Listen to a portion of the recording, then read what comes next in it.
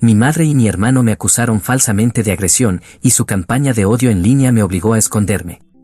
Ahora mi madre le ruega al tribunal por derechos de visita para ver a mi hermano en el centro de detención juvenil. Yo tenía 7 años y mi hermano mayor, Nathan, tenía 9 cuando ocurrió el incidente. Había echado piedras en el tanque de gasolina de una maestra todos los días durante una semana entera, sin saber que eso estaba mal. No fue hasta que alguien lo atrapó haciéndolo que mi madre recibió la llamada del director. En ese momento tenía 2 opciones: 1, decir la verdad y admitir que fue Nathan, o 2, decir que fui yo. Nos parecemos muchísimo.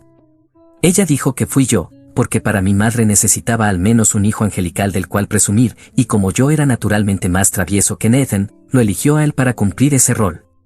Terminé siendo suspendido, y todos los profesores de la escuela me molestaban. Fue entonces cuando Nathan se dio cuenta de que podía salirse con la suya con literalmente cualquier cosa, y empezó a actuar en consecuencia. Cuando yo tenía 11 años, Nathan robó $20 de la cartera de mi madre. Ella ni siquiera me preguntó si fui yo, simplemente vendió mi consola de videojuegos como castigo. Pero las travesuras de Nathan solo empeoraron a partir de ahí. Tenía 14 años cuando tuve mi primera novia. Nathan tenía 16 y también tenía una novia.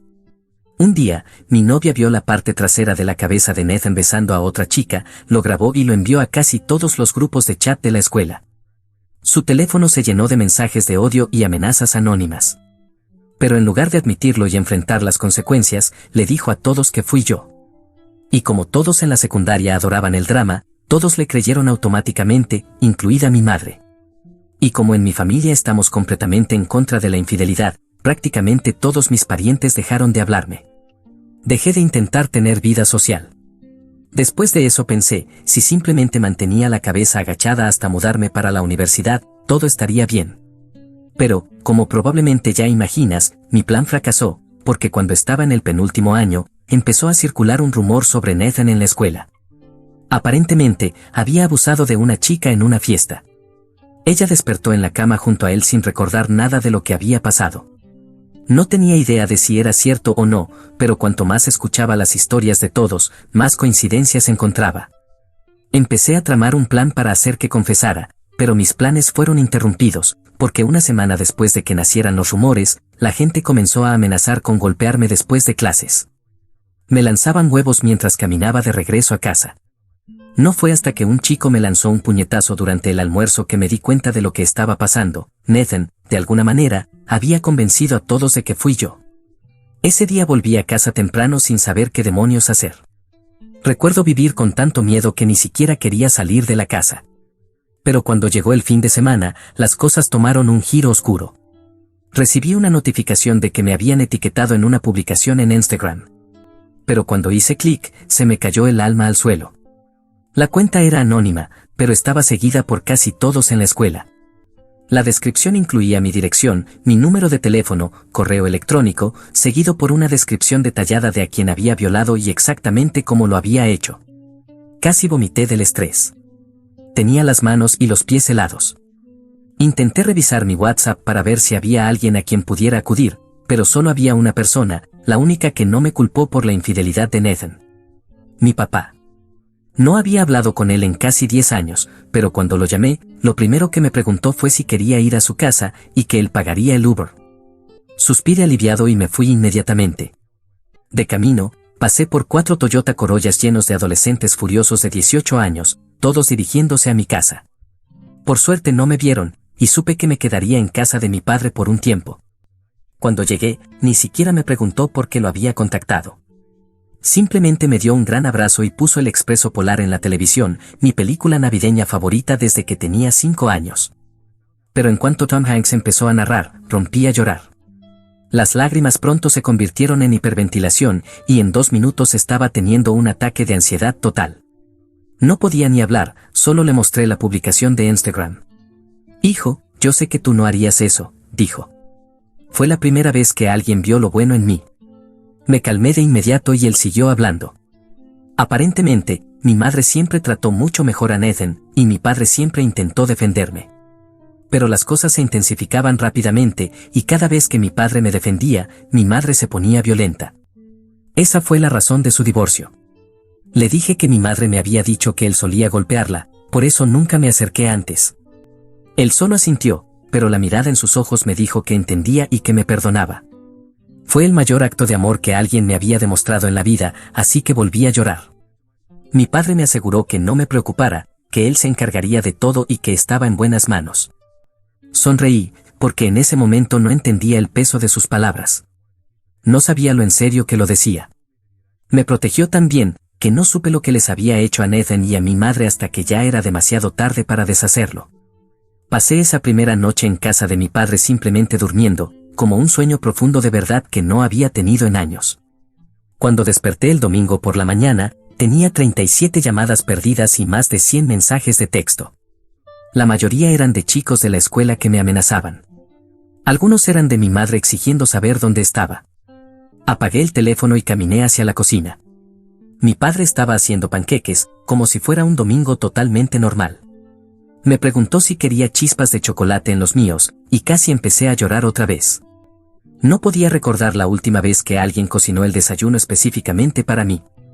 Probablemente deberíamos hablar sobre lo que está pasando, dijo mientras yo me llenaba la boca de panqueques, pero solo cuando estés listo. Le conté todo. No solo lo reciente con Megan, sino todo. Cada vez que Nathan me culpó por algo, cada castigo que recibí por él, cada amigo que perdí.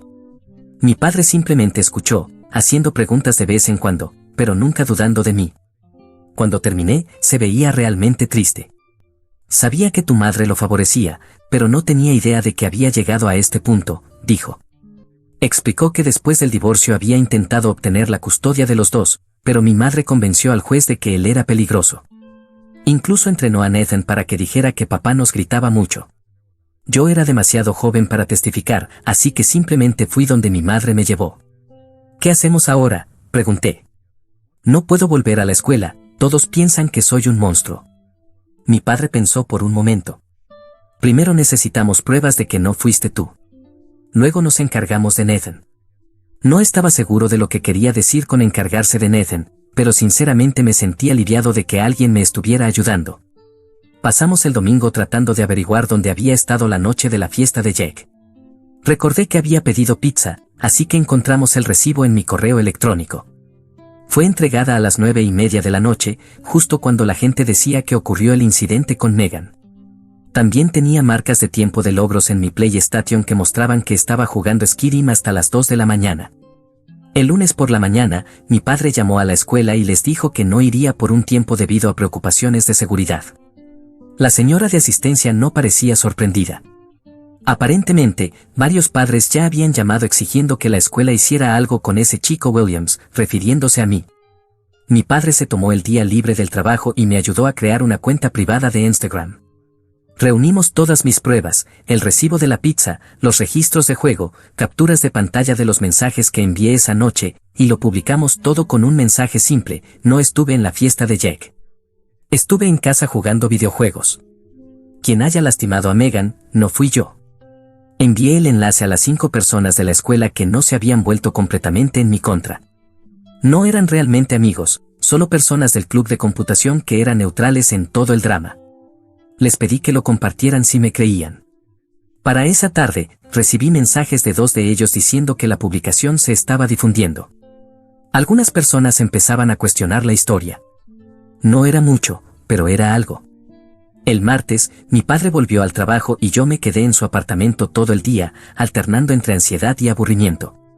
Alrededor del almuerzo recibí un mensaje de texto de la propia Megan. Mi corazón prácticamente se detuvo cuando vi su nombre. Dijo que había visto mi publicación y que había estado pensando en esa noche.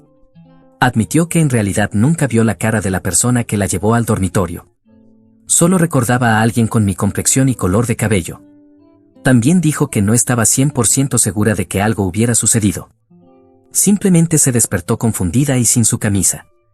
Le pregunté si recordaba algo más sobre la persona, algún detalle que pudiera probar que fue Nathan y no yo. Dijo que el chico llevaba un anillo de clase, lo cual le llamó la atención porque tenía una piedra azul. Nathan tenía un anillo de clase con una piedra azul por fútbol. Yo no tenía ningún anillo de clase. No podía permitirme uno. Le agradecí por contactarme y le pregunté si estaría dispuesta a decirle a la gente que no estaba segura de que yo fuera el culpable. Dijo que lo pensaría. No era un resultado perfecto, pero al menos estaba cuestionando las cosas.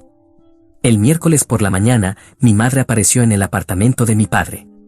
Yo estaba solo, ya que él se había ido a trabajar. Escuché que golpeaba la puerta y miré por la mirilla. Estaba furiosa. «Sé que estás ahí», gritó a través de la puerta. «La escuela me llamó sobre tus preocupaciones de seguridad. Abre esta puerta ahora mismo». No abrí esa puerta. En cambio, le envié un mensaje a mi padre, quien dijo que estaría en casa en 20 minutos y que solo guardara silencio. Mi madre siguió tocando durante un rato, luego empezó a llamar a mi teléfono. Apagué el volumen, pero podía verla cada vez más frustrada a través de la mirilla. Finalmente, dejó una nota debajo de la puerta diciendo que le estaba rompiendo el corazón al quedarme con mi padre manipulador y que me perdonaba por lo de Megan si volvía a casa ahora. Le tomé una foto a la nota para mostrársela a mi padre más tarde. Para el viernes, las cosas habían cambiado un poco en la escuela. Según mis conocidos del club de computación, Megan aparentemente les había dicho a algunas amigas que no estaba segura de lo que pasó esa noche, lo que generó dudas sobre mi culpabilidad. Pero Nathan había redoblado su historia, diciéndole a todos que me había visto en la fiesta, lo cual era literalmente imposible. El fin de semana pasó tranquilamente. Mi padre y yo vimos películas, pedimos comida para llevar y jugamos a las cartas. Fueron los 2 días más tranquilos que había tenido en años. Pero el domingo por la noche recibí un mensaje de texto de Jake, el chico cuya casa fue el lugar de la fiesta. Me preguntó si podíamos encontrarnos en un lugar privado para hablar. Se lo mostré a mi padre, quien pensó que podría ser una trampa. «Invitémoslo aquí», sugirió papá. «Me quedaré en mi habitación para que ustedes puedan hablar, pero estaré cerca si algo sale mal». Jake vino el lunes después de la escuela. Se le veía nervioso, mirando a su alrededor como si esperara una emboscada. Nos sentamos en la mesa de la cocina y estuvo jugando con sus llaves del coche todo el tiempo. «Mira, necesito decirte algo, pero tienes que prometer que no le dirás a nadie que vino de mí», dijo. Solo asentí con la cabeza. «Tengo una cámara de seguridad en mi sala de estar. Mis padres la instalaron después de la última vez que se fueron de viaje y tuve gente en casa de todos modos». Revisé las grabaciones de la noche de la fiesta. Jake sacó su teléfono y me mostró un video. La calidad no era excelente, pero se podía ver claramente a Nathan ayudando a una Megan tambaleante a subir las escaleras. La marca de tiempo mostraba las 9:37 de la noche, exactamente cuando yo estaba en casa pidiendo pizza. «¿Por qué no mostraste esto antes a nadie?», pregunté. Jake bajó la mirada, culpable. «Nathan es mi amigo y, sinceramente, todos estaban tan seguros de que fuiste tú. Además, no se supone que haga fiestas cuando mis padres no están. Si esto salía a la luz, estaría en problemas». Le pregunté si podía tener una copia del video. Dudó, pero finalmente me lo envió por AirDrop antes de irse. Me hizo prometer otra vez que no diría de dónde lo había conseguido. Acepté, aunque pensé que estaba siendo un cobarde. Tan pronto como Jack se fue, mi padre y yo vimos el video de nuevo. Era una prueba definitiva de que Nathan fue quien estuvo con Megan esa noche, no yo. «Esto lo cambia todo», dijo mi padre. «Tenemos que ser estratégicos con esto». Al día siguiente, papá me llevó a la estación de policía. Yo estaba muy nervioso, pero él dijo que necesitábamos presentar una denuncia por el acoso en línea y las amenazas. La oficial que tomó nuestra declaración no parecía muy interesada hasta que mencionamos las falsas acusaciones de agresión. Eso llamó su atención. Le mostramos la publicación de Instagram con mi dirección y los mensajes amenazantes que había recibido. También le mostramos mi coartada, las pruebas y el video de la casa de Jack, aunque dijimos que venía de una fuente anónima para proteger a Jack. La oficial, la Detective Palmer, se lo tomó en serio. Dijo que la publicación en línea con mi información personal era definitivamente ilegal y que las acusaciones falsas podrían considerarse difamación. Nos preguntó si quería presentar cargos contra quien haya hecho la publicación. No sabía qué decir. La cuenta era anónima, y aunque estaba bastante seguro de que Nathan estaba detrás de todo, no podía probarlo. Mi padre intervino y dijo que principalmente queríamos que cesaran las amenazas, para que yo pudiera volver a la escuela de forma segura. La Detective Palmer dijo que investigaría y se pondría en contacto con la escuela sobre la situación. Antes de que nos fuéramos, también sugirió que considerara solicitar una orden de alejamiento contra las personas que me habían amenazado más seriamente. Esa noche, mi padre y yo hablamos sobre los siguientes pasos. Me sugirió que podría cambiarme a otra escuela para comenzar de nuevo. La idea era tentadora, pero también sentía que sería dejar que Nathan ganara otra vez. Quiero limpiar mi nombre, dije. Estoy cansado de cargar con la culpa de sus porquerías. Mi padre asintió, como si ya esperara esa respuesta. Entonces tenemos que actuar con inteligencia. Si simplemente publicamos el video, podría salirnos mal. Nathan diría que está editado o inventaría otra excusa. Decidimos enviarle el video primero a Megan. Ella merecía saber la verdad, y tal vez podría ayudarnos a difundirla. Le envié un mensaje preguntándole si podíamos hablar, y aceptó encontrarnos en una cafetería cerca de la casa de mi padre al día siguiente. Ver a Megan en persona fue incómodo. Se la notaba tensa, manteniendo la distancia y eligiendo una mesa en la parte más pública del café. Le agradecí por venir y fui directo al punto. Tengo pruebas de que no estuve en la fiesta, dije, deslizando mi teléfono sobre la mesa con el video en pausa. Dudó antes de tomarlo. Observé su rostro mientras veía el video. Sus ojos se agrandaron y se cubrió la boca con la mano. «Es tu hermano», dijo en voz baja. «Recuerdo esa sudadera». Asentí con la cabeza. Estaba en casa pidiendo pizza y jugando videojuegos. Tengo recibos y marcas de tiempo para demostrarlo. Megan parecía a punto de llorar. «Lo siento mucho. Todos estaban tan convencidos de que fuiste tú. Incluso Nathan lo dijo». «Nathan miente», dije simplemente. «Lo ha hecho toda la vida. Me culpa por sus errores. Solo que nunca antes había tenido pruebas». Me pidió una copia del video, que le envié a su teléfono antes de que se fuera. Me prometió que diría la verdad a la gente. No estaba seguro de que eso fuera suficiente, pero era un comienzo. Al día siguiente, todo explotó. Megan había publicado el video en su Instagram con un largo pie de foto explicando que se había equivocado, que era Nathan en el video, no yo. Se disculpó públicamente por haber creído en los rumores sin pruebas. Mi teléfono explotó con mensajes, algunas personas pidiéndome disculpas. Otros me acusaban de manipular a Megan o de haber editado el video. Nathan también me envió un mensaje de texto: «Estás muerto cuando te encuentre». Le mostré la amenaza a mi padre y llamó inmediatamente a la Detective Palmer. Ella dijo que se encargaría y me recomendó mantenerme alejado de la escuela un día más. Esa tarde, mi madre apareció de nuevo en casa de mi padre, esta vez con Nathan. Golpeaban la puerta, gritando sobre las mentiras que yo estaba difundiendo. Mi padre llamó a la seguridad del edificio, que los hizo marcharse, pero no antes de que Nathan gritara que me haría pagar por arruinar su reputación. A la mañana siguiente, la detective Palmer llamó con noticias. La escuela había suspendido a Nathan mientras investigaban el caso, y estaban revisando el incidente con Megan con posibles medidas disciplinarias. Además, habían identificado a la persona que creó la cuenta anónima de Instagram. No era Nathan, sorprendentemente, sino su amigo Tyler, quien admitió que Nathan le había pedido hacerlo. «La escuela quiere reunirse contigo, tus padres y su orientadora antes de que regreses», explicó la Detective Palmer. «Están preocupados por tu seguridad y quieren establecer algunas medidas de protección». Mi padre aceptó la reunión, pero insistió en que mi madre no estuviera presente. La detective dudó, pero dijo que haría lo posible. La reunión fue programada para el lunes siguiente. El fin de semana fue estresante. Nathan seguía creando cuentas nuevas para enviarme mensajes amenazantes. Mi madre alternaba entre suplicarme que volviera a casa y acusarme de intentar destruir a su hermosa familia. Mi padre se mantuvo tranquilo durante todo, ayudándome a bloquear cuentas y documentándolo todo para la Detective Palmer. El domingo por la noche pidió mi pizza favorita y vimos comedias tontas hasta que me dormí en el sofá.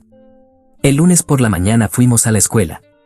El director, el señor Reynolds, nos recibió en la sala de conferencias, junto con la orientadora escolar, la señorita Chen y la Detective Palmer. Mi madre no estaba, lo cual fue un gran alivio. «Primero quiero disculparme», dijo el señor Reynolds. «Debimos haber investigado más a fondo antes de permitir que la situación se saliera de control. Te fallamos».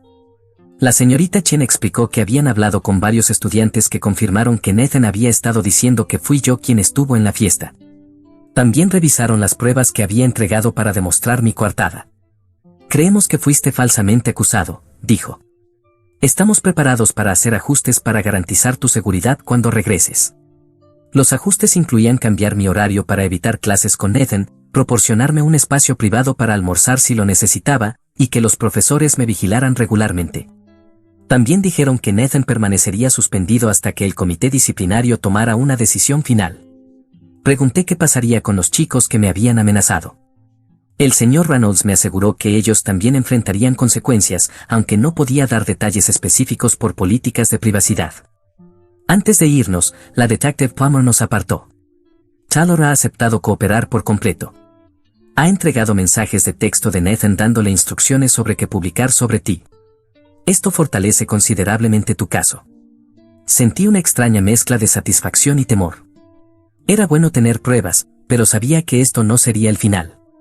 Nathan no aceptaría la derrota tan fácilmente. Y tenía razón.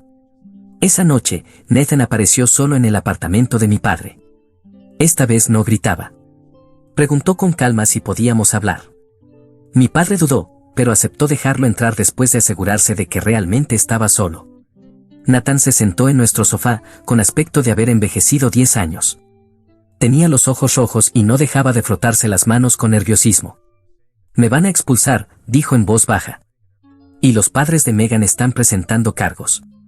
No supe qué decir. Parte de mí se sentía mal por él, pero una parte mayor recordaba todos los años que pasé cargando con la culpa de sus acciones. ¿Por qué? ¿Por qué lo hiciste?, pregunté finalmente. No solo lo de Megan, todo. Hacerme cargar con las consecuencias cada vez. Arruinar mi vida cada vez que tú metías la pata. Nathan miró al suelo. No lo sé. Era tan fácil. Mamá siempre me creía, y después de un tiempo, se volvió automático. Me equivocaba y pensaba de inmediato, diré que fue él. Mi padre permaneció en silencio, observándonos desde la puerta de la cocina. ¿Alguna vez te sentiste mal por eso?, insistí. Nathan se encogió de hombros. A veces, supongo. Pero luego mamá me elogiaba por ser su buen niño, y me olvidaba. Algo en su actitud casual me hizo hervir la sangre. Años de mi vida arruinados, y él a veces se sentía mal. Necesito tu ayuda, dijo Nathan, finalmente mirándome. Si le dices a todos que me perdonas, tal vez sean más indulgentes conmigo. Eres mi hermano, tienes que ayudarme. Casi me reí. Después de todo, aún intentaba manipularme. No, dije. No tengo que ayudarte. Tú no me ayudaste cuando todos pensaban que yo era un depredador. Tú lo alentaste. El rostro de Nathan cambió. La vulnerabilidad desapareció, reemplazada por la misma mirada fría que vi aquella noche, después del incidente cuando éramos niños. Te vas a arrepentir de esto, dijo, poniéndose de pie. ¿Crees que ganaste? Esto no ha terminado. Mi padre dio un paso al frente. Sí ha terminado. Nathan, ya has causado suficiente daño. Si vuelves a amenazar a tu hermano, habrá consecuencias. Nathan se burló de él. No estuviste aquí por 10 años. No actúes como si fueras el padre del año ahora. Salió furioso, dando un portazo. Mi padre cerró con llave y puso una mano sobre mi hombro. ¿Estás bien?, preguntó. Asentí con la cabeza, aunque no lo estaba realmente. La visita de Nathan me había afectado más de lo que quería admitir. Los días siguientes fueron tensos. Todavía no volví a la escuela, trabajaba en las tareas desde casa mientras la administración finalizaba su plan de seguridad. Mi madre llamaba constantemente, dejando mensajes de voz que iban desde rogarme que ayudara a Nathan hasta acusarme de destruir nuestra familia por despecho. El viernes por la tarde, mi padre llegó temprano a casa con una expresión seria. La detective Plummer me llamó, dijo.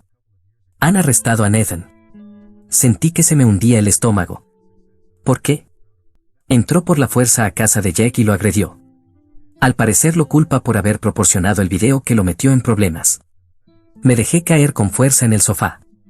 ¿Jack está bien? Está en el hospital, pero estable. Nariz rota, conmoción cerebral. A Nathan lo acusan de allanamiento de morada y agresión. Me sentí enfermo. Todo esto se había salido completamente de control. Parte de mí todavía se preocupaba por Nathan, a pesar de todo. Era mi hermano, y claramente algo no estaba bien con él. ¿Qué pasa ahora?, pregunté. Mi padre se sentó a mi lado. Probablemente Nathan enfrente de tensión juvenil. Tu madre me llamó, está fuera de sí, culpando a todos menos a Nathan. Quiere que vuelvas a casa. No voy a volver allí, dije de inmediato. Lo sé. Y legalmente no tienes que hacerlo. Tienes 17 años. Los tribunales normalmente consideran la preferencia de los menores de tu edad en asuntos de custodia. Hizo una pausa. Voy a solicitar la custodia de emergencia mañana. Con todo lo que ha pasado, creo que tenemos un caso sólido. Por primera vez en semanas, sentí un rayo de esperanza. Tal vez las cosas realmente podrían mejorar. El sábado por la mañana tuvimos otra visita sorpresa, esta vez de mi tío Robert, el hermano de mi madre. A diferencia del resto de mi familia extendida, el tío Robert siempre había sido amable conmigo, aunque se distanció después del escándalo de la infidelidad con Amber. ¿Puedo pasar?, preguntó cuando mi padre abrió la puerta. Quiero hablar con los dos. Nos sentamos en la mesa de la cocina mientras el tío Robert explicaba que había estado siguiendo todo lo que había pasado. Había visto la publicación de Megan, escuchado sobre el arresto de Nathan y finalmente había conectado todos los puntos. Te debo una disculpa, me dijo. Debí darme cuenta de que algo no estaba bien. Nathan siempre tenía una explicación para todo, y tu madre era tan convincente, su voz se apagó, con un gesto de auténtico remordimiento. Luego me sorprendió otra vez. Estoy aquí porque quiero ayudar, dijo. Tu madre se niega a reconocer que todo esto es real. Les está diciendo a todos que Nathan fue incriminado y que tú manipulaste toda la situación. Se me hundió el corazón. Por supuesto que lo hacía. He hablado con la abuela y el resto de la familia, continuó el tío Robert. Les mostré las pruebas, el video, las publicaciones en Instagram, todo. Están empezando a entender la verdad. No lo esperaba. Había asumido que toda mi familia extendida era un caso perdido. ¿Qué significa esto?, preguntó mi padre. El tío Robert suspiró. Tu madre necesita ayuda. Ayuda profesional. He intentado hablar con ella, pero se niega a escuchar. Creo que podría tener problemas de salud mental sin tratar desde hace mucho tiempo. Eso tenía sentido, aunque nunca lo había considerado así. El comportamiento de mi madre siempre me había parecido irracional, pero lo aceptaba como normal porque era lo único que conocía. Quiero testificar en tu audiencia de custodia, dijo el tío Robert. Quiero contarle al juez lo que he observado a lo largo de los años, si ambos están de acuerdo. Mi padre se mostró sorprendido, pero asintió. Eso sería de gran ayuda. Antes de irse, el tío Robert me dio un abrazo y se disculpó otra vez. Prometió que la familia me compensaría. No estaba seguro de qué significaba eso, pero se sentía bien saber que no todos me habían abandonado. El domingo por la noche recibí un mensaje de texto de Amber, mi exnovia del primer año. Dijo que había visto la publicación de Megan y se dio cuenta de que tal vez también me había juzgado mal. Se disculpó por no haberme dado la oportunidad de explicarme en ese entonces.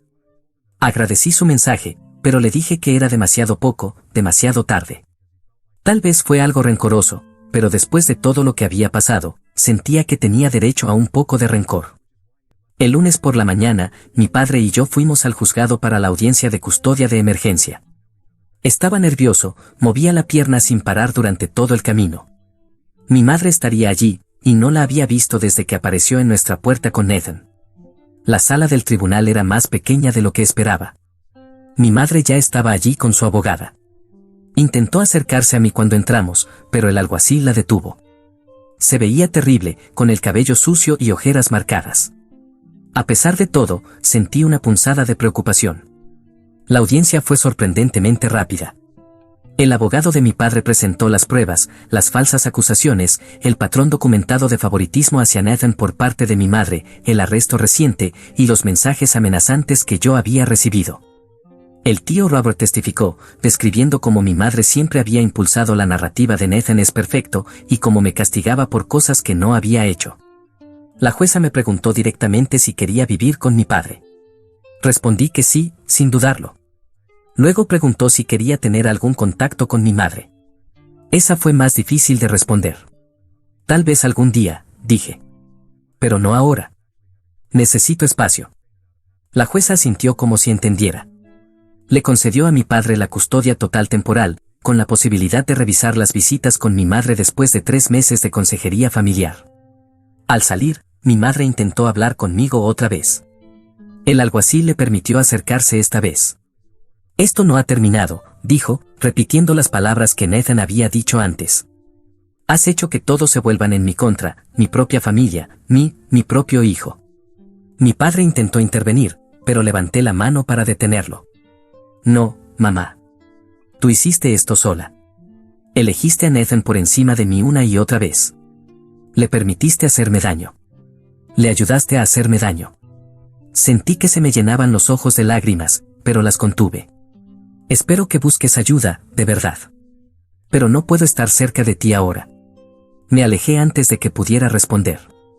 En el estacionamiento, mi padre puso su brazo sobre mis hombros. Estoy orgulloso de ti, dijo simplemente.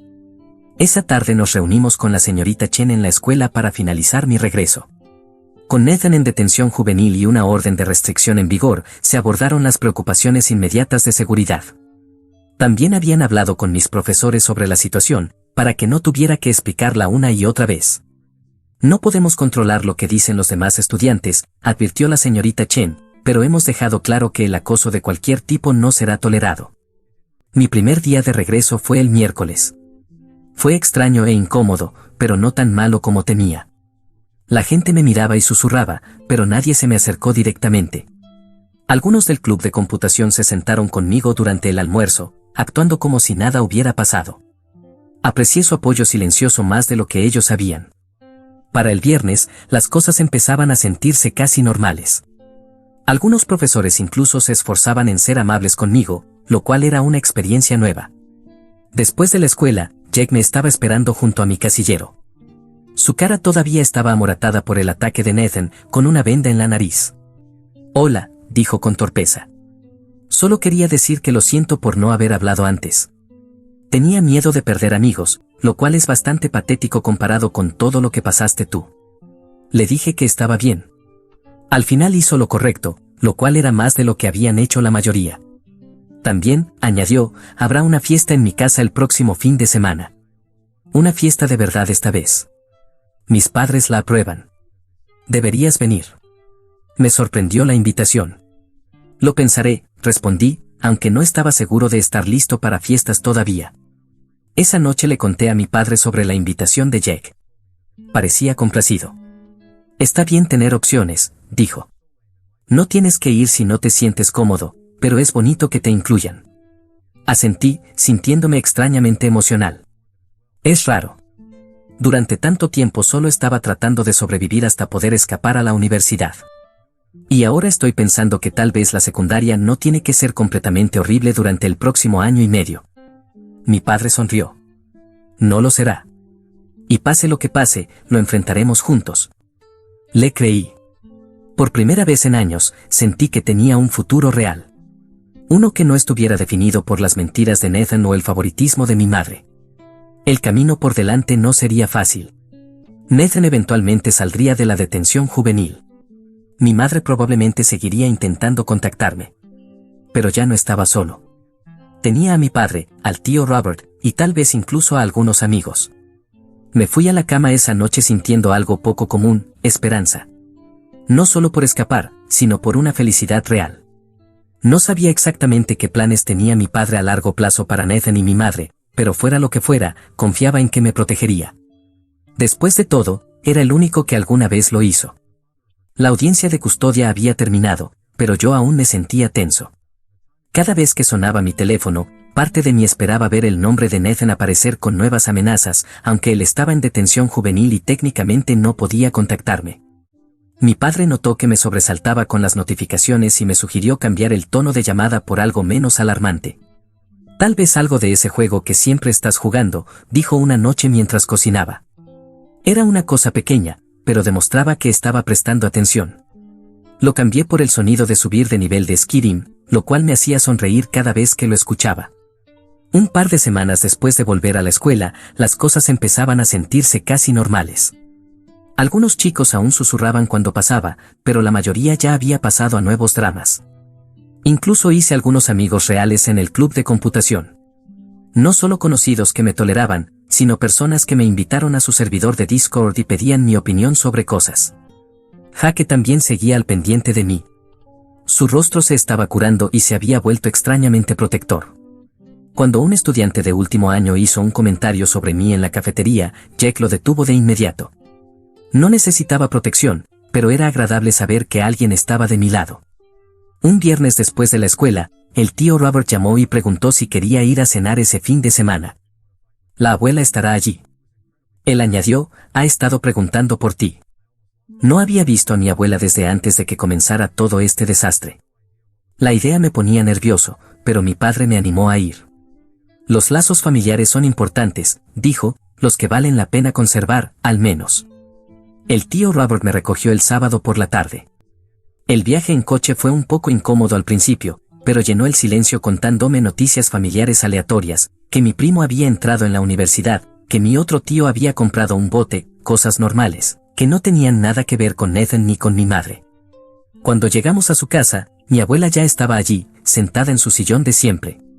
Se levantó al verme, con los ojos llenos de lágrimas. Ahí está mi niño, dijo, abriendo los brazos. Dudé un segundo antes de abrazarla. Se sentía más pequeña de lo que recordaba, más frágil. Lo siento, susurró contra mi hombro. Debería haberlo sabido. Esa simple disculpa me golpeó más fuerte de lo que esperaba. Tuve que parpadear para contener las lágrimas mientras nos sentábamos a cenar. Durante la comida, nadie mencionó a Nathan ni a mi madre directamente, pero mi abuela sí preguntó cómo iban las cosas con mi padre.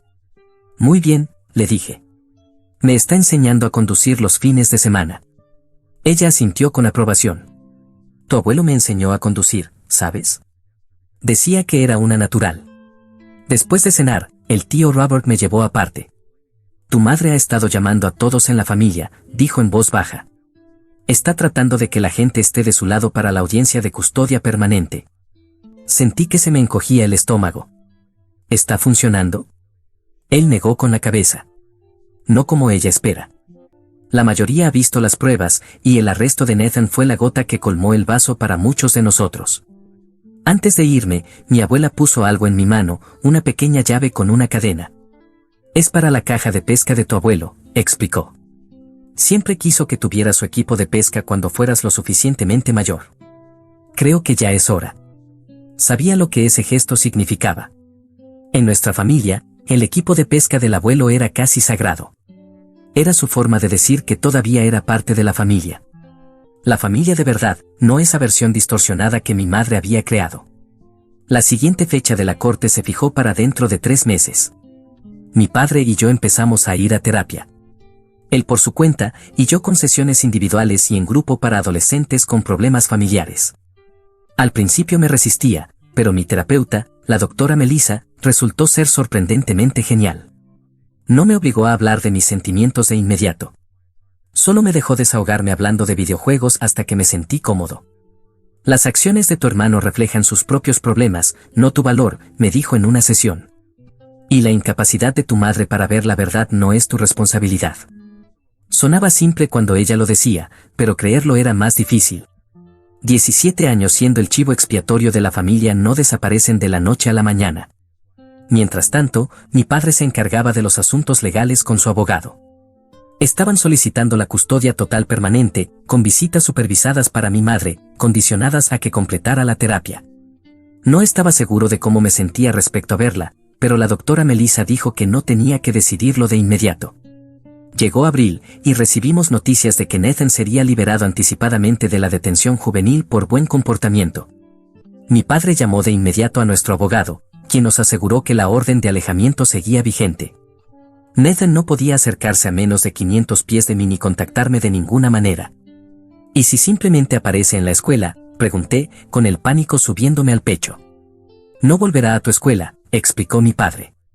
Parte de sus condiciones de liberación incluían asistir a una escuela diferente y continuar con la terapia obligatoria. No estaba del todo convencido. Nathan nunca había sido bueno siguiendo las reglas. La noche antes de su liberación casi no dormí, imaginándolo apareciendo en el apartamento de mi padre o esperándome después de la escuela. Pero pasaron los días sin señales de él. Según el tío Robert, Nathan vivía de nuevo con mi madre, pero mantenía un perfil bajo. Los rumores en la escuela decían que sus posibilidades de ir a la universidad estaban prácticamente arruinadas y no pude sentir lástima por eso. Casi arruinó toda mi vida. En mayo, justo cuando empezaba a relajarme, me llamaron a la oficina del director durante la 3ª hora. Mi corazón empezó a acelerarse de inmediato. ¿Había pasado algo? ¿Estaba Nathan en la escuela? Cuando entré, el señor Reynolds estaba sentado con un oficial de policía que no reconocí. Se me secó la boca. No te preocupes, no estás en problemas, dijo rápidamente el señor Reynolds. El oficial García solo tiene algunas preguntas sobre una declaración que hizo tu madre. El oficial explicó que mi madre había presentado un informe alegando que mi padre era abusivo y que yo estaba en peligro viviendo con él. Literalmente se me cayó la mandíbula. Después de todo lo que había pasado, aún intentaba mentir sobre mi padre. Ella proporcionó algunas fotos de moretones que, según dice, fueron causados por tu padre durante las visitas, dijo el oficial García, observando cuidadosamente mi rostro. Eso es imposible, dije de inmediato. No he tenido ninguna visita con mi madre desde la orden de custodia temporal. Ni siquiera la he visto. Saqué mi teléfono y le mostré mi calendario, donde había estado registrando las citas de terapia y las actividades con mi padre, una sugerencia de la doctora Melissa para ayudar a establecer una sensación de estabilidad. El oficial asintió, tomando notas. Tu madre también afirma que tu padre te entrenó para mentir sobre tu hermano, añadió. Ni siquiera traté de ocultar mi frustración. Oficial, mi hermano confesó a varias personas que me culpaba por cosas que él había hecho. Todo está documentado.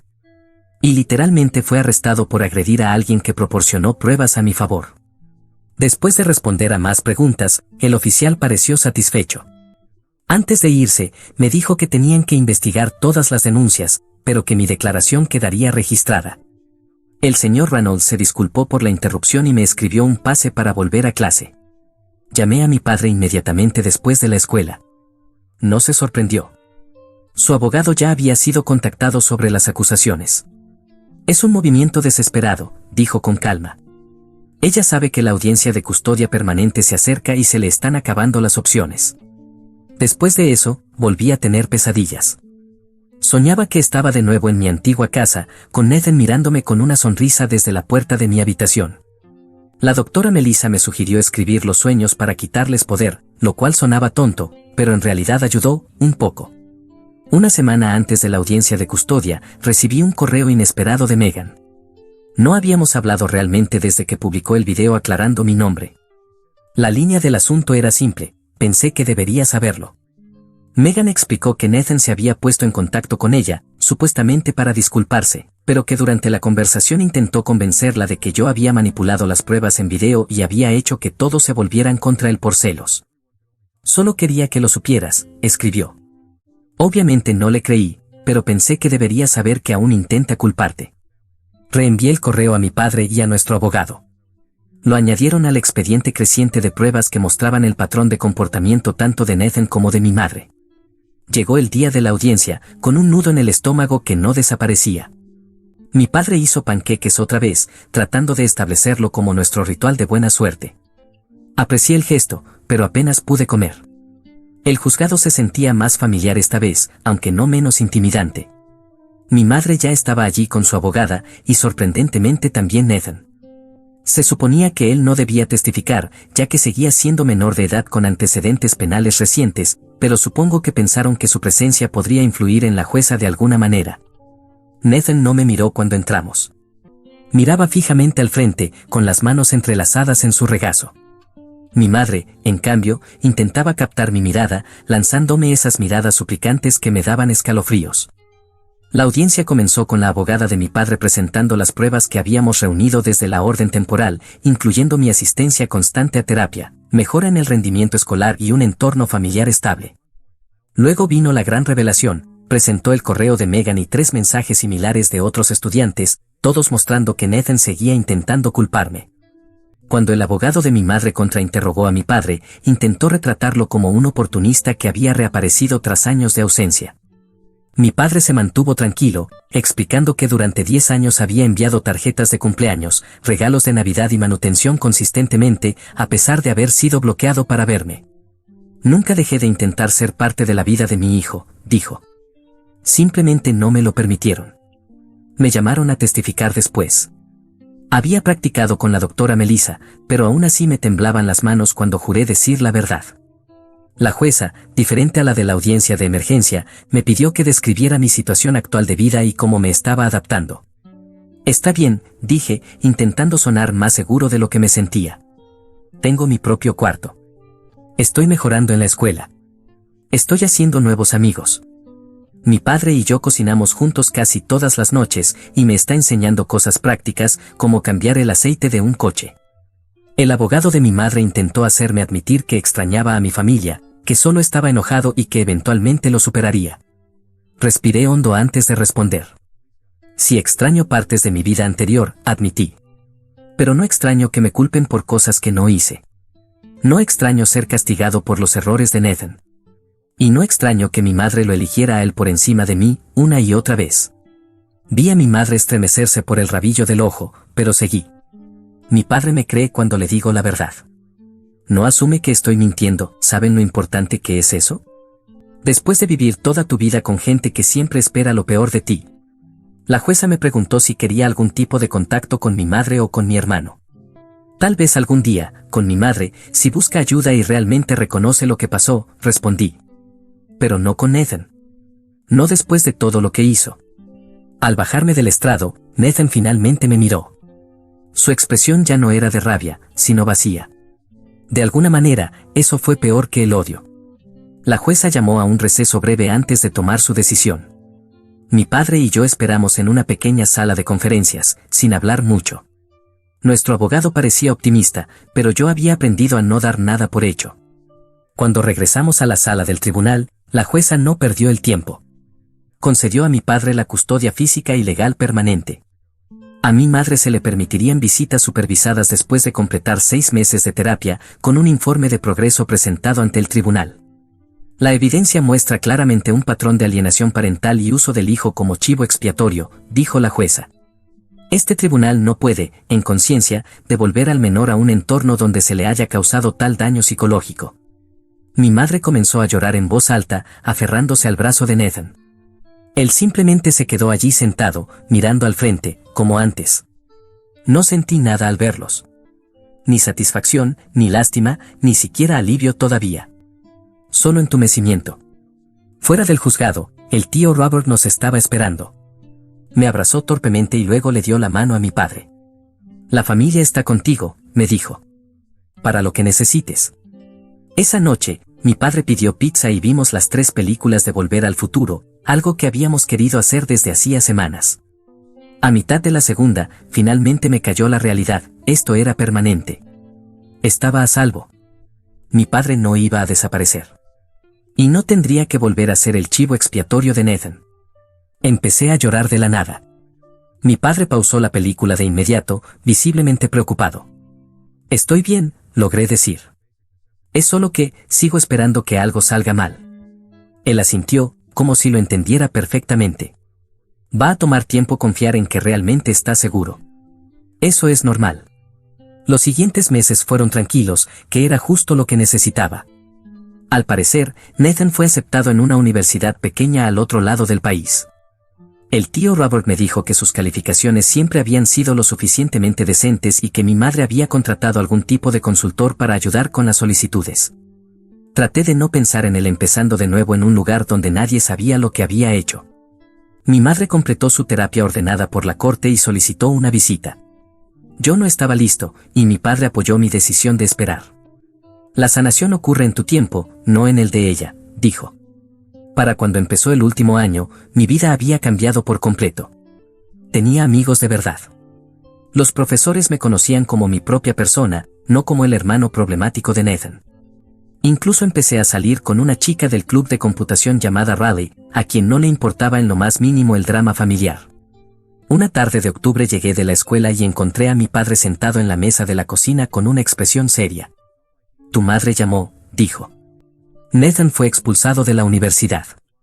Al parecer intentó hacer lo mismo allá, culpó a su compañero de cuarto por robar en la cafetería, pero esta vez había cámaras de seguridad. Me senté despacio. ¿Qué quiere ella? Que hables con él. ¿Cree que podrías ayudarlo a entender las consecuencias de sus actos? Me reí en voz alta. ¿Ella quiere que yo le enseñe a Nathan sobre consecuencias? Después de pasar años asegurándose de que nunca enfrentara ninguna. Mi padre solo se encogió de hombros. Le dije que no era tu responsabilidad. Solo pensé que debería saberlo. Lo pensé esa noche mientras trabajaba en las solicitudes para la universidad. Mi opción principal era una escuela en California, lo más lejos posible de nuestra ciudad natal sin salir del país. Me pregunté si Nathan sentía algún remordimiento, o si aún creía que era la víctima de alguna manera. Al día siguiente le pregunté a la doctora Melissa qué debía hacer. Ya solo teníamos sesiones mensuales, pero todavía valoraba mucho su perspectiva. Haz lo que sientas correcto para ti, dijo. No lo que tu madre quiere. No lo que los demás esperan. ¿Qué necesitas tú? Lo pensé durante una semana antes de tomar una decisión. Le escribí una carta a Nathan. No era una oferta de perdón ni de ayuda. Solo le expliqué exactamente cómo sus acciones me habían afectado durante toda mi vida. No la escribí esperando una respuesta. La escribí para mí, para soltar lo último de la ira que aún llevaba dentro. Nathan nunca respondió, lo cual no me sorprendió. Mi madre me escribió para preguntar si reconsideraría reunirme con ellos. Rechacé la invitación de forma educada pero firme. El resto del último año pasó volando. Fui aceptado en mi universidad preferida, con una beca parcial. Riley entró en una universidad que quedaba a 1 hora de la mía, y planeamos vernos cuando pudiéramos. Mi padre empezó a enseñarme sobre presupuestos y otras cosas de adultos que necesitaría saber. El día de la graduación llegó con un clima hermoso y una mezcla rara de emociones. Mi padre, el tío Robert, mi abuela y un par de otros parientes vinieron a verme caminar por el escenario. Mientras esperaba que llamaran mi nombre, vi a mi madre entrando discretamente al fondo del auditorio. No intentó acercarse después, solo me hizo un pequeño gesto con la mano desde la distancia antes de irse. Ese verano fue el mejor de mi vida. Trabajé en una tienda local de reparación de computadoras, pasé los fines de semana pescando con mi padre usando el equipo viejo del abuelo, y por primera vez me sentí entusiasmado con el futuro. Las pesadillas desaparecieron por completo. Una semana antes de irme a la universidad, Jake organizó una fiesta de despedida para todos los que salían de la ciudad. No fue nada salvaje, solo pizza, videojuegos y gente firmando anuarios que habían olvidado firmar antes del verano. Mientras me despedía, Jake me llevó aparte. ¿Sabes? Cuando pasó todo eso el año pasado, nunca pensé que terminaríamos siendo amigos de verdad. Yo tampoco, admití. Solo estaba tratando de sobrevivir la secundaria. Jake se rió. Bueno, hiciste más que sobrevivir. Básicamente la conquistaste. Mientras conducíamos hacia California con mi padre, vi nuestra ciudad desaparecer por el espejo retrovisor. No me sentí triste al dejarla atrás. Mi padre y yo ya habíamos planeado sus visitas para los fines de semana de padres. El fin de semana y el día de Acción de Gracias, instalarme en mi dormitorio, conocer a mi compañero de cuarto, comprar libros de texto, todo se sentía irreal. Nadie aquí sabía nada sobre Nathan, ni sobre mi madre, ni sobre mi historia. Solo era otro estudiante de primer año buscando su camino. Mi padre me ayudó a desempacar todo, luego me llevó al supermercado para llenar el mini refrigerador antes de regresar a su hotel. Me entregó un pequeño paquete envuelto. Un regalo de despedida, explicó. Dentro había una foto enmarcada de nosotros en mi graduación, ambos sonriendo como tontos en el patio soleado. En la esquina había escrito, el primero de muchos momentos de orgullo por venir. No sabía qué pasaría con mi madre o con Nathan en el futuro. Tal vez algún día estaría listo para tenerlos de nuevo en mi vida. O tal vez no. Lo que sí sabía era que ya no estaba definido por sus decisiones. Mi padre me había mostrado lo que significa el verdadero apoyo familiar, y finalmente era libre de convertirme en quien quisiera ser. Después de que mi padre se fue, mi compañero de cuarto me preguntó si era cercano a mi familia. Con mi padre, respondí simplemente. Él siempre ha estado ahí para mí. Y esa era la verdad que más importaba. Historia 2. En el compromiso de una prima, mis padres se rieron de mi prometido imaginario, así que brindé en silencio, pero esperé hasta que él entró diciendo, perdón por llegar tarde, tuve que aparcar el helicóptero, sin saber que acabábamos de aterrizar desde Dubái. Tengo 34 años, soy mujer, y vengo de una familia tradicional indo-estadounidense ubicada en el norte de California. Mi crianza estuvo profundamente arraigada en expectativas, ir a la universidad, preferiblemente Stanford o Berkeley, convertirse en doctora, abogada o ingeniera, casarse joven, tener 2 hijos y vivir dentro de un radio de 30 millas de tus padres, para que puedan cuidar a los niños los fines de semana y revisar tu estante de especias. Me desvié de ese guión a los 21 años, cuando decidí estudiar diseño en lugar de medicina. Ese fue el primer golpe. El segundo fue dejar la escuela de posgrado después de conseguir un trabajo en una empresa global de marketing con sede en Berlín. Mis padres, Arvin y Priya, no lo tomaron bien. Para ellos, trabajar como independiente equivalía a estar desempleada, y la consultoría remota sonaba como estar todo el día frente al portátil perdiendo el tiempo. Cada vez que hablábamos, sentía que tenía que justificar mis decisiones de vida, pero el mayor golpe fue decirles que estaba comprometida y que aún no podían conocerlo. Siempre habían sido escépticos respecto a mi vida amorosa, ya que salía con personas fuera de la comunidad y no presentaba a nadie a menos que fuera algo serio. Cuando conocí a Said, quien entonces era piloto y consultor aeronáutico viviendo entre Suecia y Qatar, esperé casi un año antes de contarle a mi familia. Cuando finalmente lo hice, la primera reacción de mi madre fue: ¿por qué no lo hemos conocido? ¿Estás segura de que existe? Habría sido gracioso, si no creyera realmente que yo mentía. Avanzamos hasta diciembre del año pasado. Mi prima Dia, de 29 años, se estaba comprometiendo con Arman, un cirujano cardíaco educado en una universidad de la Ivy League que cumplía con todos los requisitos del yerno perfecto según los estándares indios. La fiesta de compromiso fue organizada en un enorme salón de banquetes en San José, sin escatimar en gastos, un evento de 3 días con buffets servidos, bailes coreografiados, estaciones de henna e incluso una presentación de sitar durante el brunch. No me sorprendió recibir la invitación. Solo me sorprendió que incluyera una postdata sarcástica de mi madre que decía: espero que esta vez tu prometido pueda venir carita sonriendo. Said y yo ya habíamos planeado estar en Estados Unidos durante unas semanas por las fiestas, ya que él tenía reuniones de negocios en Palo Alto y pensábamos visitar a algunos amigos míos en Los Ángeles. Aterrizamos en el aeropuerto de San Francisco desde Dubái 2 días antes del evento. Él tuvo que asistir a una reunión de última hora la tarde del compromiso, pero me prometió encontrarse conmigo allí para la cena. El detalle era que estábamos viajando en helicóptero, ya que estaba utilizando el de un amigo para trasladarse. Aunque suene exagerado, sinceramente era más fácil que lidiar con el tráfico del área de la bahía y la agenda de eventos seguidos. Llegué sola al lugar, y desde el momento en que entré, comenzaron los susurros, las sonrisas forzadas y las preguntas de siempre por parte de la familia extendida. ¿Dónde está tu prometido? Todavía está en Doha. ¿Has pensado en congelar tus óvulos? Solo nos preocupamos, Anika. ¿Eres tan libre, tan independiente? Me mordí la lengua y sonreí mientras me tomaba selfies con Dia, intentando concentrarme en ella, en ser una prima solidaria. Pero entonces escuché a mi madre, que estaba de pie en una mesa de cóctel cerca del bar, riendo con su hermana, la mamá de Dia, y unas tías. Ya dejé de preguntar, decía ella. Dice que está en aviación. Y yo digo, ¿qué significa eso? Es auxiliar de vuelo. Nunca muestra fotos. Le dije a Arvin, tal vez es imaginario. Todas se rieron. No eran risitas discretas, sino carcajadas con la boca abierta como diciendo: ¿puedes creer esta chica? Sostenía un vaso de agua con gas mientras intentaba que no me temblara la mano. Debería haberme ido, pero me quedé, dejando que me invadiera. Ya no tenía nada que decirles. Aún así, sabía lo que venía. Cuando comenzaron los brindis después de la cena, me pidieron decir unas palabras. Supongo que el organizador asumió que todos los demás ya lo habían hecho, las amigas de Dia, los primos de Arman, incluso Neil, mi hermano menor, con quien no hablaba desde hacía meses, dijo algo sobre encontrar a tu persona. Todos me miraron cuando tomé el micrófono. Llevaba un sari de seda color vino, el cabello recogido y joyas doradas, mínimas pero elegantes. Me quedé ahí parada, mirando a un mar de rostros que nunca habían creído en mí. No había ensayado. Seré breve, dije. Solo quiero decir que es hermoso ver a 2 personas que son apoyadas, celebradas y en quienes se cree. No todos tienen eso, así que si tú lo tienes, aférrate a ello. Hubo un aplauso educado.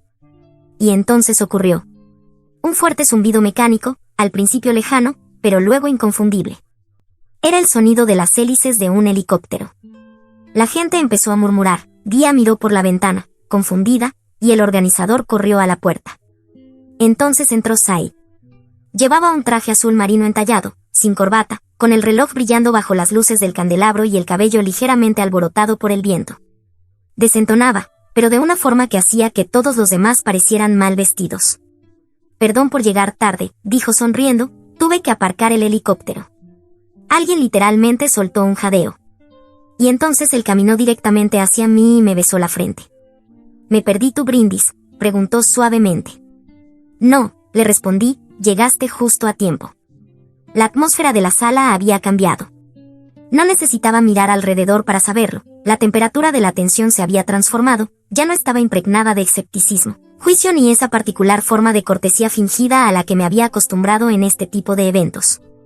Ahora la gente sentía curiosidad, estaban atentos, sus ojos seguían a Saide mientras se presentaba amablemente a las personas más cercanas a donde estábamos, incluyendo a mi tía, la madre de Día, quien de pronto parecía no saber cómo reorganizar su expresión facial lo suficientemente rápido. Y también a mi madre, que jugueteaba nerviosamente con el borde de su dupata, con la boca ligeramente entreabierta, como si no supiera si debía sonreír o quedarse con esa media mueca de incredulidad que llevaba desde antes. Saide la saludó sin dudarlo. «Tía Priya, es un placer conocerte por fin», dijo con calidez, extendiendo la mano. Ella tardó un instante más de lo necesario antes de aceptarla. «Oh, sí, claro, hola», respondió. Le había escuchado usar ese mismo tono con los vecinos que no le caían bien pero con los que necesitaba mantener la compostura, los que tenían perros que ladraban o demasiados adornos en el jardín. Saide se volvió hacia mi padre, que estaba a unos pasos detrás de ella, más sereno pero igual de sorprendido. «Tío Arvind», dijo inclinando ligeramente la cabeza, «he oído mucho sobre usted». Mi papá le dio un apretón de manos firme, ocultando mejor la incomodidad que mi madre, pero la noté, una leve chispa en sus ojos, una tensión en la mandíbula. Lo estaba evaluando, igual que hacía con socios comerciales potenciales o desarrolladores inmobiliarios desconocidos. «Entiendo que trabajas en aviación», le dijo. Saide asintió. «Sí, ahora principalmente como consultor. Tengo proyectos en Europa, el Golfo y Asia, aunque todavía vuelo de vez en cuando. Irónicamente, me mantiene con los pies en la tierra». Algunas personas alrededor rieron, no porque fuera especialmente gracioso, sino porque estaban reajustando su percepción. De pronto, ya no era la hija delirante que se inventaba un prometido internacional para salvar las apariencias en reuniones familiares. Ahora era la prima misteriosa que había llegado sola y cuyo compañero había descendido del cielo como un giro inesperado en una película. Aunque, en realidad, no se trataba del helicóptero. Bueno, tal vez un poco sí. Pero sobre todo se trataba de presencia, de estar ahí. Y Saide lo había hecho, de una forma que nadie en esa sala podía ignorar.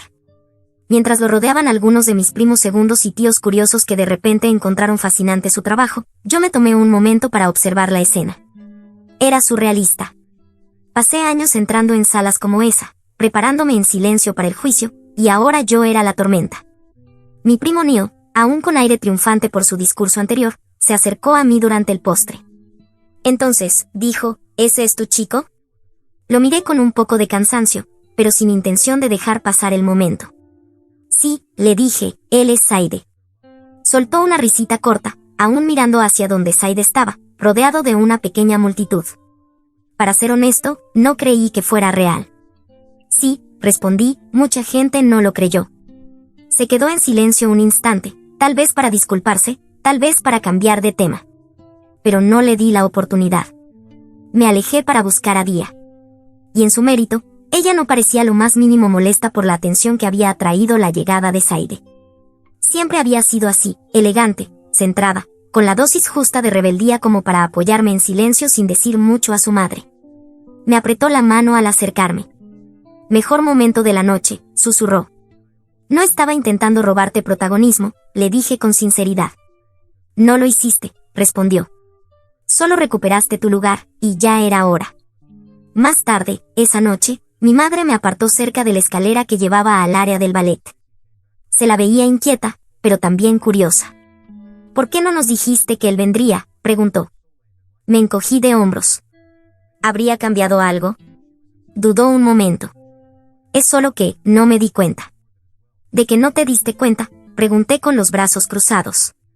Bajó la mirada hacia sus manos, luego me miró de nuevo. No me di cuenta de que esto era tan serio. Y ahí estaba. El peso de cada conversación que nunca tuvimos. Cada momento en que traté de explicar mi vida y fui recibida con preocupación, duda o indiferencia. Esa sensación constante de que estaba actuando mal como adulta por no seguir el guión que esperaban. Pero ahora lo intentaba. Torpemente, lentamente, pero lo intentaba. «Me alegra que hayas venido», añadió después de una pausa. «A mí también», dije. Y lo decía en serio. No por ellos. Por mí. Saide me encontró un rato después en el jardín de la azotea, conectado al lugar del evento. Allí arriba estaba más tranquilo, lejos de las luces, las cámaras y las interminables filas del buffet. Me rodeó con los brazos desde atrás y apoyó la barbilla en mi hombro. ¿Cómo fue?, preguntó. Sonreí, mirando cómo brillaba el horizonte a lo lejos. Mejor de lo que esperaba, dije. Peor de lo que debería haber sido. No dijo nada por un momento. Luego, con firmeza, dijo, ellos alcanzarán el paso. Pero yo no voy a esperar. Lo sé, respondí, acercándome más a él. Nos quedamos allí un rato más. La música en el salón se había vuelto más lenta, más suave. Las conversaciones flotaban en la noche como el viento. No sabía qué pasaría después con mi familia, si intentarían esforzarse más o si esta noche realmente cambiaría algo, pero sí sabía esto. Por una vez, me veían, lo más importante, yo me veía a mí misma.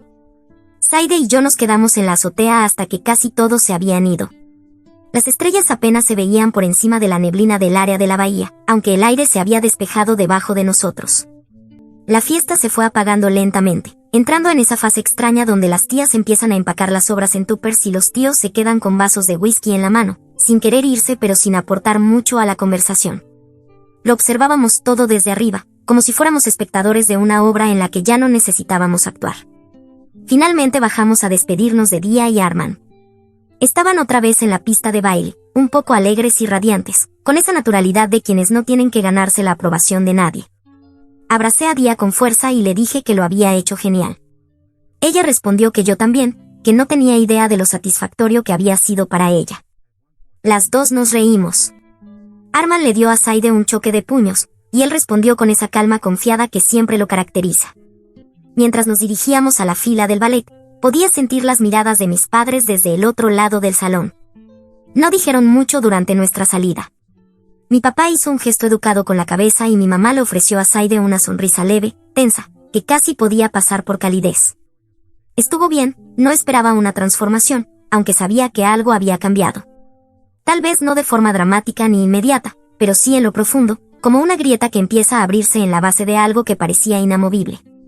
Cuando volvimos al hotel, me quité el sari, limpié el rímel seco de mis ojos y me dejé caer en la cama con un suspiro largo y teatral.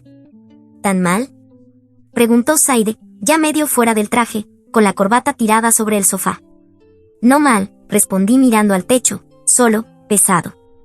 ¿Alguna vez entras en una sala donde todos fingen que no existes, y de repente intentan memorizar tu currículum? Él se rió. Sí. En realidad, en la mayoría de las salas. Yo también me reí, porque esa era una de las razones por las que funcionábamos. Él entendía cosas que no necesitaba explicarle 2 veces. ¿Te arrepientes?, preguntó tras una pausa. ¿De esta noche? ¿De haber venido? Me incorporé un poco, apoyándome en los codos. No, ni por un segundo. Porque la verdad es que, incluso con toda la tensión, los comentarios pasivo-agresivos y los largos años de sentirme apartada y malinterpretada, este momento, este pequeño giro, era algo que necesitaba. No para validar mi vida ni mi relación, sino para enfrentar todo lo que había estado pesando sobre mí durante años. Saide se recostó a mi lado, con un brazo detrás de la cabeza. No necesitabas que yo demostrara nada, dijo en voz baja, tú ya lo hiciste. Quizás sí, pero igual ayudó. Los días siguientes fueron extraños. No hubo discusiones ni confrontaciones ni invitaciones repentinas a cenar o disculpas emotivas, pero empezaron a pasar cosas pequeñas, sutiles. Mi padre me envió un enlace a un artículo sobre bienes raíces de la revista Forbes, diciendo, me recuerda a uno de los proyectos que mencionaste. Lectura interesante. Mi madre, en el grupo familiar, compartió una foto de la fiesta de compromiso donde Saide y yo estábamos de pie cerca del escenario, sonriendo. El mensaje decía, miren quién finalmente apareció en el álbum familiar. Fue la primera vez que lo reconoció públicamente. Mi tía, la mamá de Dia, la que más se rió con el chiste del prometido imaginario, me envió una solicitud de amistad por Facebook y le dio me gusta a 3 fotos antiguas mías de viajes por Jordania y Croacia. Incluso Neil me escribió. Neil, oye, perdón si he sido un idiota. Eso fue impresionante. Yo, no sé si eso fue una disculpa o el comienzo de una charla motivacional tipo TED. Neil, digamos que ambas. No respondí, al menos no de inmediato, aunque entendí lo que era. Una rama de olivo envuelta en el sarcasmo clásico de hermano mayor. Una tarde, de vuelta en San Mateo, pasé por mi antigua casa para recoger unas cosas. Mi madre había preparado algunas joyas en una caja vieja, un chal que había pertenecido a mi abuela y una olla a presión que insistía era demasiado buena como para enviarla por paquetería. Saide se quedó en el auto, revisando su teléfono, mientras yo entraba. Dentro, la casa seguía igual. Todavía olía a incienso y cilantro. En el pasillo, los retratos familiares habían sido actualizados, algunos nuevos con Dia y Arman, y una adición reciente, mostraba a Saide y a mí en la fiesta de compromiso, sonriendo uno junto al otro. Me detuve. ¿Tú imprimiste esto?, pregunté cuando mi madre entró al pasillo. Ella miró la foto y luego me miró. La mandó Dia por correo, dijo. Me gustó. Es una linda foto. Lo es. Hubo un largo silencio. Ella ajustó un florero sobre la consola, aunque no necesitaba ser ajustado. Puede que lo haya juzgado mal, dijo por fin. Parece una persona atenta. No sabía cómo responder. No era una disculpa, pero era lo más cerca que habíamos estado nunca. Nunca necesité que te sintieras impresionada, le dije, solo necesitaba que dejaras de asumir que estaba mintiendo. No respondió, y por una vez, no discutió. Siempre has hecho las cosas de forma diferente, dijo. Eso es difícil para nosotros de entender, aunque quizá, diferente no significa que esté mal. Fue un momento. Incompleto, sí, pero igualmente una grieta en el muro. Tomé la caja que me entregó, la abracé brevemente y salí antes de que alguna de las dos arruinara el momento diciendo demasiado. Cuando volví al auto, Saide me miró. ¿Estás bien?, asentí. Sí. No insistió. Y esa es otra razón por la que lo amo. Él sabe que, a veces, el silencio es la forma más profunda de paz. Volamos de regreso a Dubái unos días después. El viaje me había drenado emocionalmente de formas que no había procesado del todo hasta que aterrizamos nuevamente en nuestra tierra, con el aire cálido y seco acariciando mi rostro y el murmullo de árabe e inglés mezclándose de fondo. La ciudad estaba ruidosa, viva y descaradamente audaz, tan diferente de esa versión silenciosa y contenida de mí misma en la que solía convertirme en el mundo de mis padres. Saide y yo no hablamos sobre la fiesta de compromiso durante un tiempo. No lo necesitábamos. El viaje ya había cumplido su propósito, y ahora regresábamos al ritmo que conocíamos. Cenas tardías en el balcón, fines de semana en la marina, vuelos a reuniones en Riad o París. Habíamos vuelto a ser nosotros, pero algo permanecía. No era amargura, ni siquiera la necesidad de aprobación. Era más bien esa comezón que deja lo inconcluso. Allá en California, mis padres habían dado pequeños pasos hacia el reconocimiento de mi vida, pero nunca habían comprendido del todo lo que había construido, ni lo que me había costado durante años. Se burlaron y dudaron, convencidos de la superioridad de su camino, sin creer realmente que yo fuera capaz de crear algo verdadero, algo propio. Y no quería simplemente que cambiaran de opinión. Quería que me vieran ganar, con fuerza, sin posibilidad de negarlo. De ahí nació la idea. Unos meses después de nuestro regreso, Saide y yo fuimos invitados a hablar en una cumbre empresarial de alto nivel en Dubái. Él daría una charla sobre aviación y logística en mercados emergentes. A mí me iban a reconocer por mi consultoría de marca, que acababa de alcanzar un hito de 7 cifras tras firmar un contrato con un importante conglomerado de lujo. Buscaban una ponente que hablara sobre cómo construir marcas personales entre culturas y escalar sin financiamiento de capital de riesgo, y me eligieron a mí. Les dije que aceptaría con una condición, que pudiera invitar a ciertos invitados. Los organizadores estuvieron de acuerdo. Envié 2 invitaciones prioritarias a mis padres, con una nota escrita a mano. Una vez me preguntaron si hablaba en serio sobre mi vida. Me gustaría mostrarles cómo se ve eso. No respondieron durante 3 días. Luego recibí un mensaje de texto de mi madre: estaremos allí. Cuando llegaron a Dubái, Saad los recogió en nuestro Tesla, no el helicóptero, ya habíamos hecho eso, y los llevó a nuestra casa. Un elegante apartamento de 3 dormitorios con vista a la palmera, ventanales de piso a techo y una cocina abierta. Los ojos de mi madre se movían entre la iluminación moderna y los azulejos marroquíes. Mi padre intentó no comentar, pero pude verlo, la sorpresa, la incredulidad, el reajuste. No era lo que se habían imaginado. Ellos pensaban que vivía como una expatriada bohemia, con muebles desparejados y deudas estudiantiles, no como alguien que organiza cenas con inversionistas en su azotea y firma acuerdos de confidencialidad con clientes multimillonarios. La noche siguiente, en la cumbre, me paré en el escenario con un traje blanco perfectamente entallado, el cabello recogido, convertida en cada centímetro de la mujer que había luchado por ser. Conté mi historia. No sobre el drama familiar, no directamente, sino sobre el rechazo, la resiliencia y ser subestimada. Sobre tener la osadía de creer que mi trabajo era válido, incluso cuando nadie más lo creía. Hablé sobre crear mi propia mesa cuando en ninguna otra había un asiento para mí. Y mis padres estaban en la primera fila. Mi madre tenía lágrimas en los ojos. Mi padre aplaudió un par de segundos más que el resto. Después de la charla, varias personas se acercaron a felicitarme, empresarios, ejecutivos, incluso miembros menores de la realeza. Mi padre se mantuvo cerca, estrechando manos como si estuviera en una de sus propias conferencias de negocios. Esa noche, durante la cena, mi madre se volvió hacia Saide y le dijo, gracias por estar a su lado, por creer en ella cuando nosotros no lo hicimos. Él sonrió con cortesía, pero no dijo de nada, porque ya no se trataba de ellos. La verdadera revancha no era hacer que sintieran celos, sino hacer que fueran irrelevantes para mi éxito. No necesitaba su aprobación, aunque fue profundamente satisfactorio ver cómo la duda en sus ojos se transformaba en asombro, verlos darse cuenta de que no solo había caído de pie, sino que había volado.